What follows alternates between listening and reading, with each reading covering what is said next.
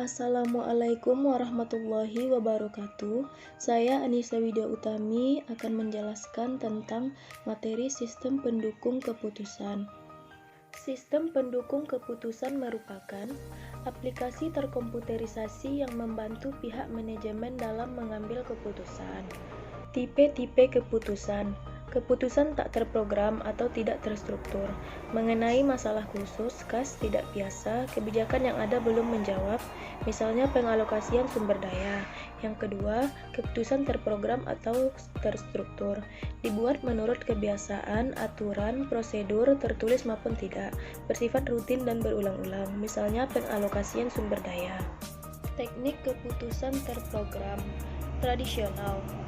Yang pertama, kebiasaan, mengikuti prosedur baku, saluran informasi disusun dengan baik.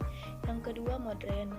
Pertama, menggunakan teknik operation research, yaitu formula matematika dan simulasi komputer. Yang kedua, berdasarkan pengolahan data, membantu komputer. Teknik keputusan tak terprogram.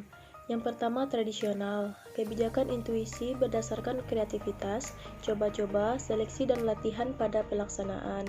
Yang kedua, modern, teknik pemecahan masalah yang diterapkan pada latihan pembuatan keputusan, penyusunan program komputer empiris. Proses pembuatan keputusan, pemahaman dan perumusan masalah. Yang pertama, identifikasi gejala yang muncul. Yang kedua, cari penyebabnya atau masalah utama. Yang ketiga, cari bagian-bagian perlu dipecahkan. Yang keempat, pergunakan analisis sebab akibat. Selanjutnya, pengumpulan dan analisis data yang relevan.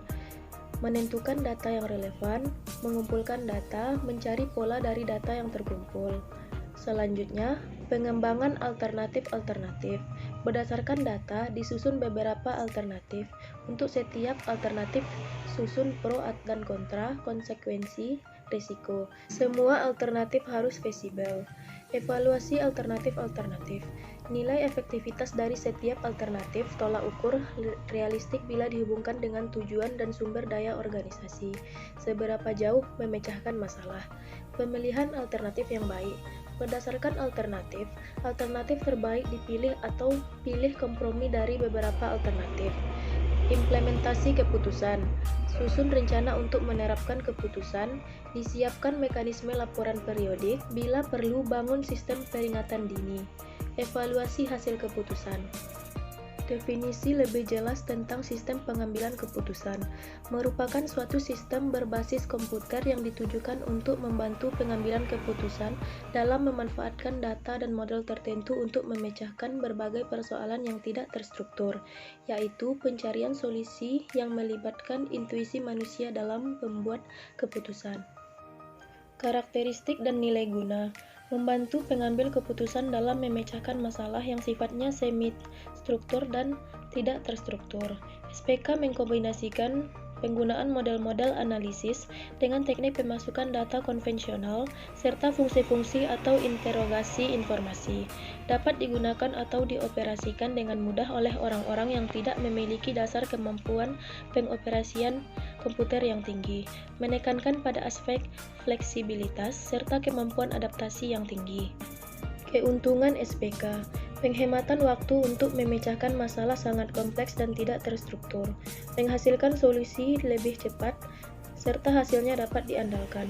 Walaupun suatu SPK mungkin saja tidak mampu memecahkan masalah yang dihadapi oleh pengambil keputusan, namun ia dapat menjadi stimulan bagi pengambil keputusan dalam memahami persoalannya.